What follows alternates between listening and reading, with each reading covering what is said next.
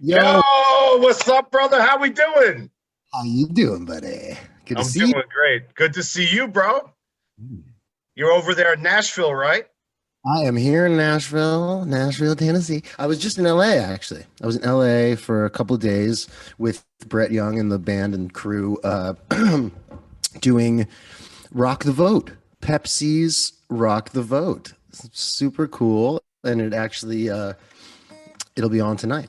Yeah, I was gonna say you guys got a show tonight, 8 p.m. Eastern, correct? Correct. And it's on Thrill. Can you tell the listeners about Thrill, like how they can find that? It's on I think it's called Triller. Okay. And at Triller, Triller. I was thinking, well, this is Triller. That's what I did when I read it automatically. Exactly.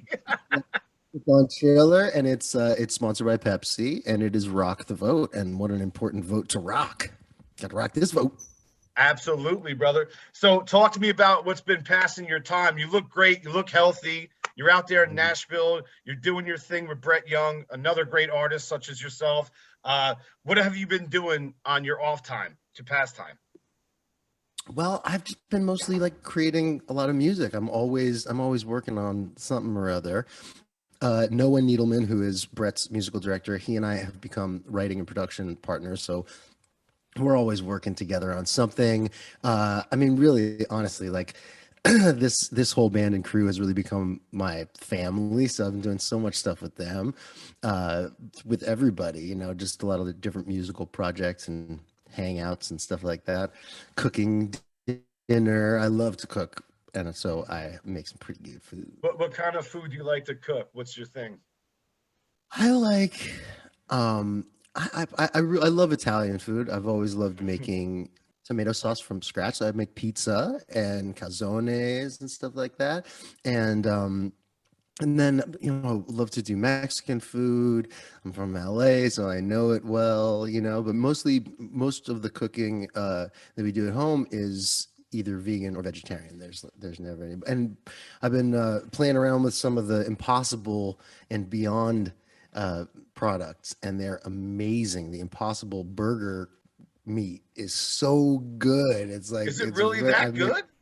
well, when you get it in the thing, it's just so like it's just so much like a burger. I just made like the perfect smash burger with All no right, I meat. gotta try that. I'm gonna go out there and get that today. Speaking, you were mentioning of sauce and Italian food over here now. Oh yeah. Obviously, I'm into Italian food and Italian culture, being that I am Italian. Sopranos, did you finish the whole series? Yes, I finished the whole Sopranos series. How So, amazing! bro, it's so good. I can't even. It's just so good. It really was the benchmark for Did the sure. show make you hungry every time you watched it? Because it makes me hungry every time I watch it. The gabagool. The gabagool.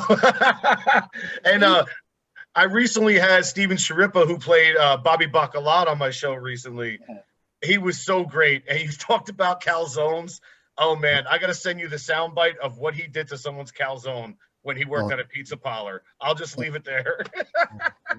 all right, well, I'll have to listen to that one. But no, I don't ever do anything sinister to the calzone. It's just it's Yeah, you can't do anything sinister to the calzone. You can't disrespect the calzone.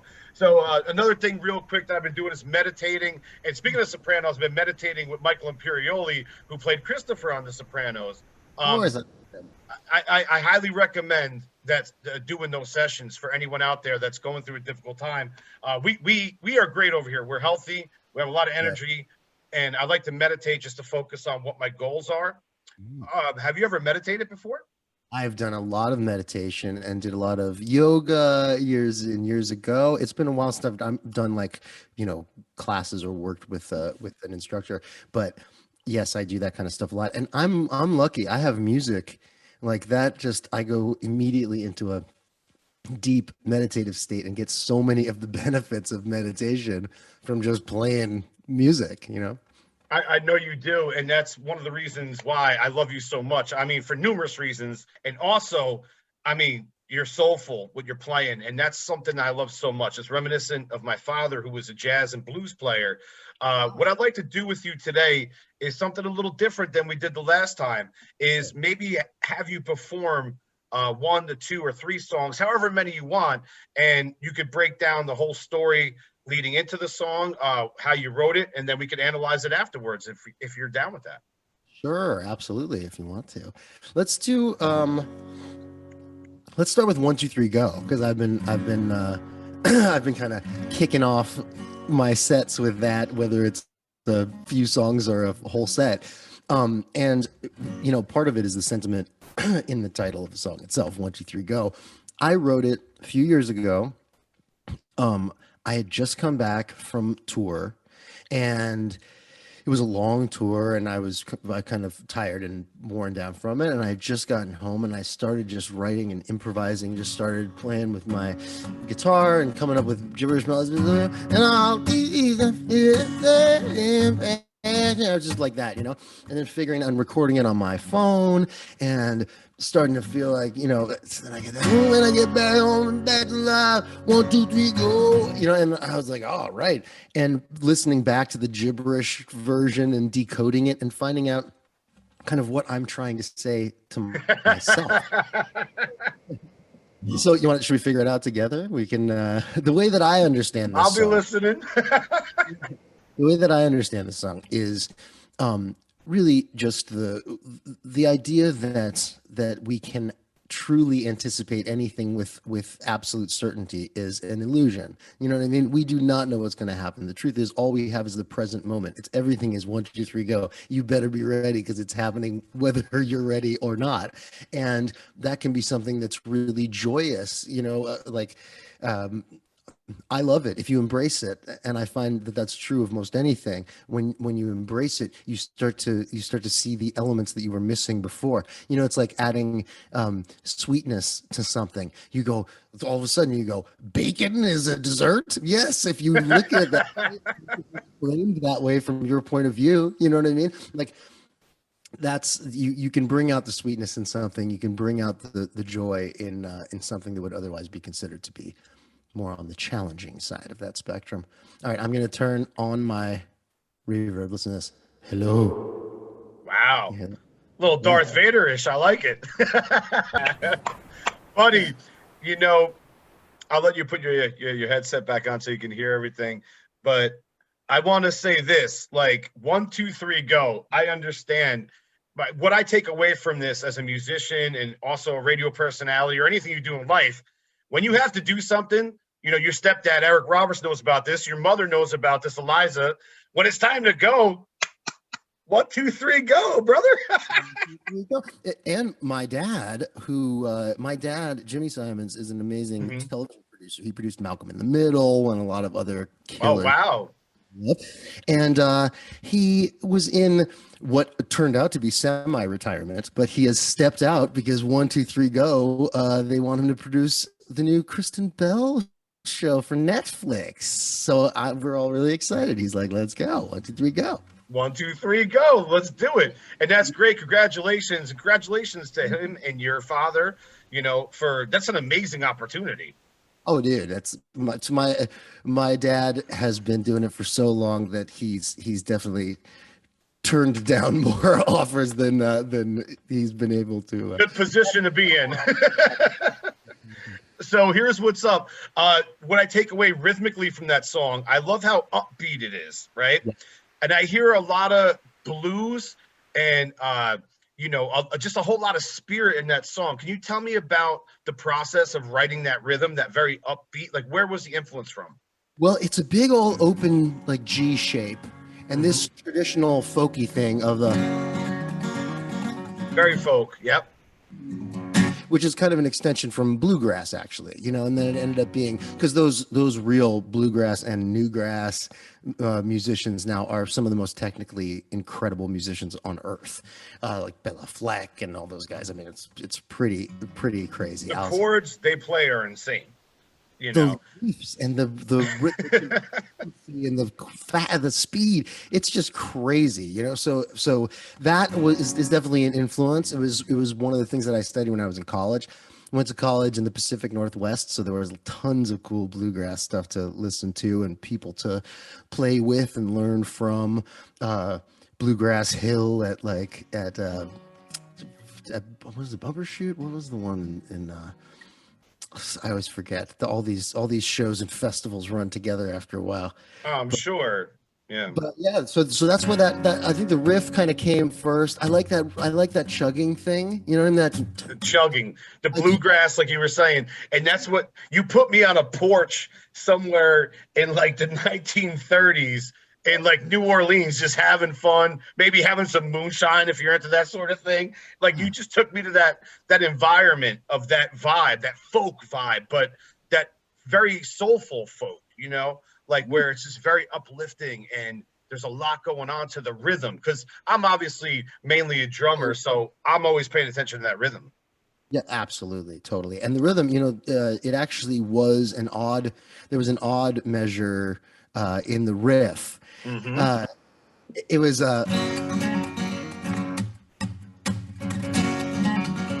It's like Rush folk. It's like if Rush was playing some folk music. that's what it was originally, and they were like, we'll square it out. We'll leave it at. It's okay. Let people dance and not feel It's like it's feel. It's music is all about feel, right?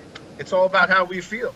completely. And I've always had a real affinity for odd meter stuff and making it feel natural, not making it feel like you just tacked an extra beat onto or nicked a beat off of the end of your phrase to make it really sound natural so people are dancing to it and they don't even realize that it's a five, Exactly. Rush was always great at that. Zeppelin had a great meter because John Bottom, he could actually play a different signature, underneath the actual orchestration of the band and still make it sound good.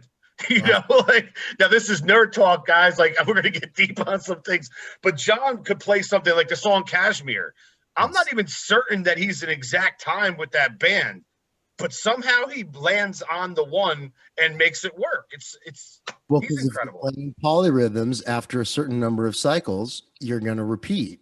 So if you've got a 3/4, that three pattern is going to repeat every four, and the four is going to repeat every three because the common denominator is 12. Exactly. And the thing is that this is, and I'm not good at math, but Yeah. like for example, Take Five by David Brubeck, one of my favorite jazz songs of all time. You could go nuts over that song over four measures because eventually you're going to end up at 20, Right. and then you're going to end on the even number and you'll be safe. Right. That's right. Just watch out if you're playing in three. Because, oh no, I guess after 15 you'll be cool. So that's Yeah, yeah, well, maybe get a little dicey around 15. So, you have another song you want to share with us, buddy? sure. Let me think. Let me think of Yeah. this is a song that often and over the years when people have asked me like which song of yours do you really like playing, like what do you like playing most, what do you connect with the most, this song for me is it just feels so good and so natural. It's another one where I wrote it the same day that I finished Beautiful Pain, and that song I had started months earlier, and then the story needed to play out in real life before I could finish it in the song. Sure. So the story had reached its perfect point for the song, and then I wrote this one too because I was also feeling kind of, it's part of it is that frustration that a lot of artists feel when when perhaps you're signed to a record label or you have a team of people who aren't creative. They don't know the process of songwriting or being creative. From their point of view, they just see it as like, give me something I can sell. And for me, it's, if I engage on that level, then it becomes a real deterrent for me. You know what I mean? It becomes Sarah Bareilles, I'm not going to write you a love song. And this is kind of my version of that a little bit. Uh, it was, I felt like I was being asked to manifest or manufacture inspiration, the kind of inspiration that only comes when you don't try to manipulate and micromanage and control and that kind of stuff. So this song is called Inspiration. My personal favorite. I mean, so many directions I could go here. I love the hook. I love the chorus. It's big. The lyrics, the words flow so nicely. The chord progression is a very interesting progression. What I love about the progression is it has a lot of emotional tones to it. It's got some Yes. darkness and positivity at the same time, right? Okay. Yeah. Yep. Can we talk Without about that? yes, well, it's what that inspires me to talk about is the art of putting the form and content in line with each other or juxtaposing each other, but making that an intentional decision when the lyrics and the melody and the harmonic structure and the emotion of the song are matching. You know what I mean? And that's something that I think about so much. I'll often put little Easter eggs in there for myself where it'll be a kind of an inside joke for what chord or what chord extension I'm playing or something like that, you know? And in this one, yeah, it goes when you get down to the thunder and the lightning, and it's that, which sounds like to me like thunder. And I love it. It's like almost like there's a song by the Police called King of Pain, Of where it's the course. happiest song ever. But if you listen to the lyrics, it's like, oh my God, like this is terrible. Like it makes you sad. But this one's positive, but the music, like it sometimes has these very like thunderous, like you were saying, notes where it's very dun dun dun when it hits like that, ba ba ba. And I love that bookend to the measure because it Yeah, makes it really strong. thank you. I like that too. When you punch, you put it in there right at the end, that nice tagline that happens right Dun there. dun dun. The segue, man. It's nice. It gives you that crash. It gives you, like you said, thunder. It's exactly Yeah, what it is. exactly. And also it's that moment where you are interacting with the listener because you're giving a moment of quiet to digest the lyric or the phrase. It's something I learned in jazz improvisation. Don't just play and play and play and play and play. I violate that all the time. but ideally, I wouldn't just play and play and play. You play in phrases, so you give so that silence following the phrase gives the listener a chance to absorb what they just heard and then go, oh, that was awesome, Oh, before just inundated with more stuff. And I find that I like to do the same thing lyrically. When I hit you with a very important lyric, I'm not going to run it right into the next sentence. Give you a minute to hear that sentiment. to digest and breathe. Yeah. And I think that's a great philosophy to songwriting, especially when you have a good like guitar riff and and have like that nice bass to it. That doom doom doom. I love that phrase in that song. I love the way it transitions and gives you a moment to, like you were saying, digest when they're all combined. It makes the listener like, it takes you in. So you need that like little moment to breathe. And I've done it the perfect time, Keaton. Like I love that song, dude. Thank you. See, that's to me like maybe the main reason why I love that song, like playing that song so much, is because every part of it happened so naturally. None of it was forced, and the content of the song is about exactly that. You know what I mean? It's kind of has this mathematical perfection to it, where it's like, yes, I'm saying exactly what I want to say. It's clear. It's not too encrypted. It's just, but and it happened so quickly, which I absolutely love.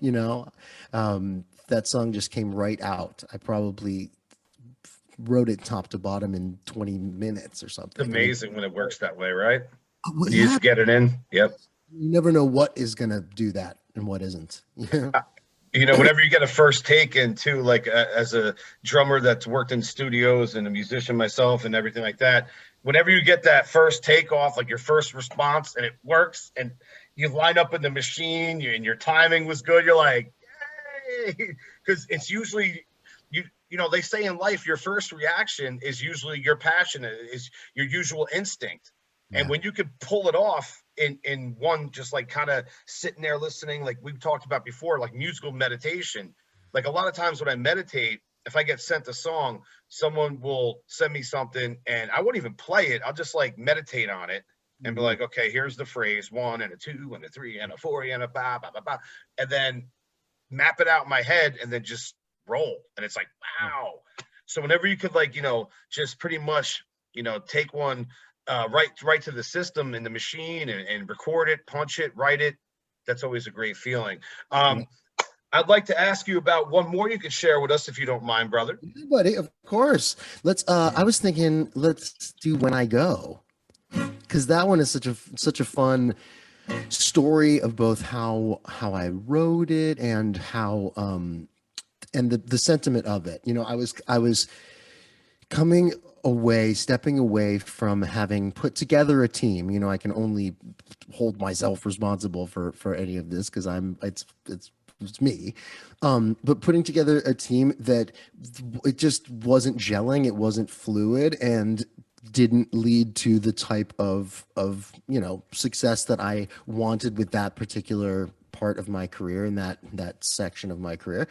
And so this song was kind of like, sometimes you got to just keep moving forward. And it's, in Beautiful Pain, I always say, don't be afraid of looking back because everybody has a past. It's okay to look at that, but don't be stuck in it. Make sure you're always moving forward. You can learn from your past as you are moving forward, without getting stuck there. And so When I Go, I'm never coming back, meaning, when you make the decision, which is sometimes difficult, to leave a situation or an environment that's toxic, there's always something or someone that wants to drag you back there.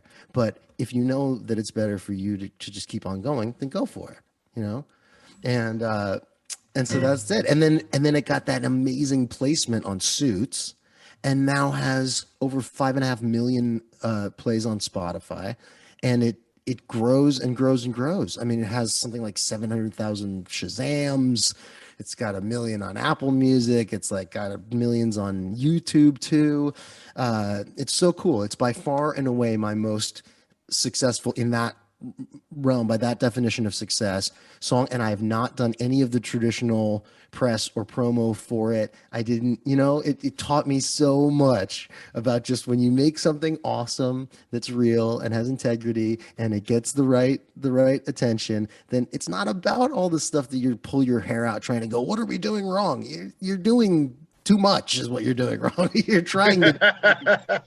I got a lot to say here, as always. First of all, when I listen to your music, I feel like I'm smiling the whole time. It makes me very happy. Good. A lot of good energy, right? You play with a lot of rhythm. I keep going back to rhythm, and people are probably like, well, he's a drummer. It's obvious that the rhythm. But I love the jumps that you do at the end, like with the doom, like you're playing like a bass drum. You're playing the right hand like a bass drum. Exactly what yes, you're exactly right. That comes from years and years of performing solo and touring solo and wanting to make without any technological tricks and things like that, to make it basically sound like there's a whole band up there. Yeah, because you're filling out the rhythm. You're filling out the rhythmical aspect. And I could tell that in your playing that you certainly do it. So if you have to do it with a band, you could cover it. But if you have to do it by yourself, it's funny because you mentioned like people that use backing tracks. I'm out here in Vegas one time on Fremont Street when, before the pandemic happened and you could actually go outside without exploding or something, so we went to a show and there was a cover band out there. And they had a bass player backing track on like an Apple computer. And my buddy was so hammered. He's like, dude, this bass player is awesome. I'm like, where do you see a bass player here, bro? Not missing a note. This guy plays perfectly every time, man. He's like, this bass player's got it locked in. I'm like, there is no bass player. That's why he's locked in. But Keaton, I got to thank you for your time. I saw that I was doing some research about you and Brett. You guys might be in Vegas April 30th. Oh boy, you're finding this stuff out before me, because that's my job. So much of it has to come down to the last minute because things are changing and regulations are happening rapidly. So it absolutely makes sense for me not to be told every time something gets on and then off and then on and off and on. Dude, But because if I'm out there, I know how to social distance. I have gone this whole time without contracting the coronavirus. I'll thank you very much. Woohoo! Same And here. Same here. yeah, Yeah. it's because I've been staying at home and washing my hands and wearing the mask when I go to places where I don't want to spread the stuff. The hand sanitizer is a beautiful thing. Um, Simple not being concept, afraid to get the guys. test, not being afraid to get tested, like that's the thing.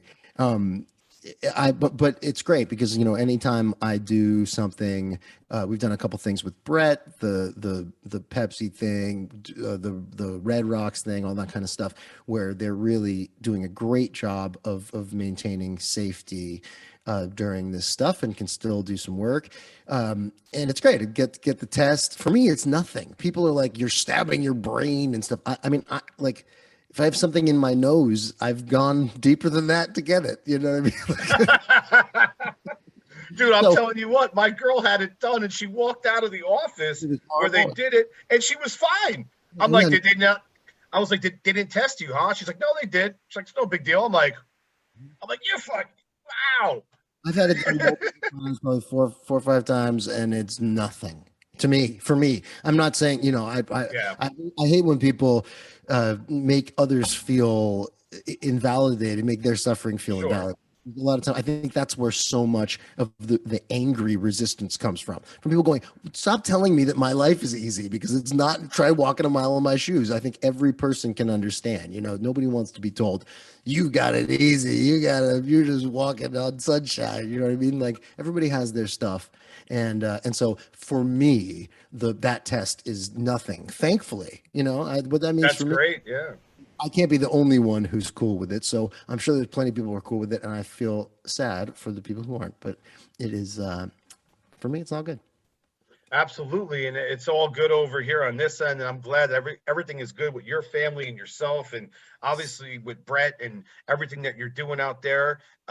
You know, I cannot thank you enough, Keaton. Like, first of all, the songs. I mean, just on a personal level, they mean a lot to me. Not just for a show purpose. It's just like I love your singing. I love your songwriting, and like everything about you is very natural and genuine. Like I'm sitting there listening to you, I'm like, how does this guy do all this and fill that sound out with this beautiful voice and soulfulness? Because that's where my origins come from. My father was a big time, skillful blues and jazz musician. So for me, it's like when I hear your songs, I connect with them automatically because it takes me back to that point. That means a lot to me.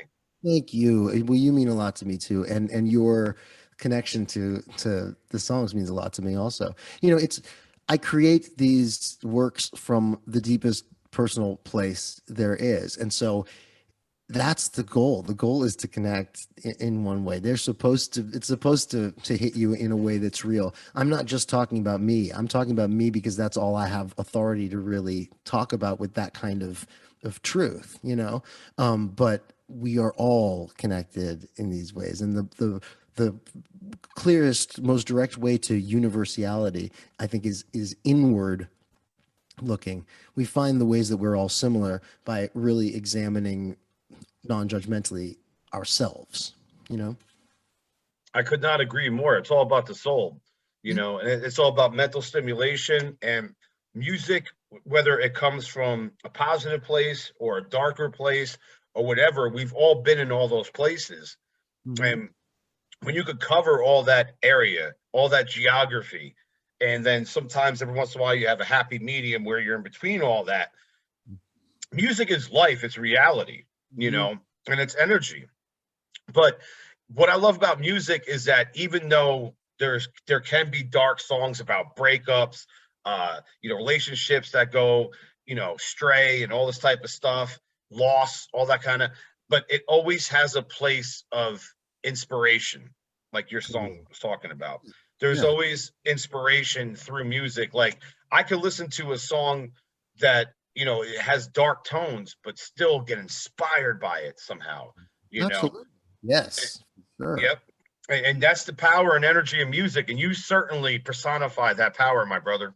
Well, thank you. That means a lot to me. I love you, buddy. I love you too, bro. Have a great show tonight, and I'll catch up with you soon, dude. This show will be up tomorrow. Okay, great. Perfect. I'll send you the link, brother. Buddy, Much talk. respect. Thank you, dude. This was awesome. All right, peace.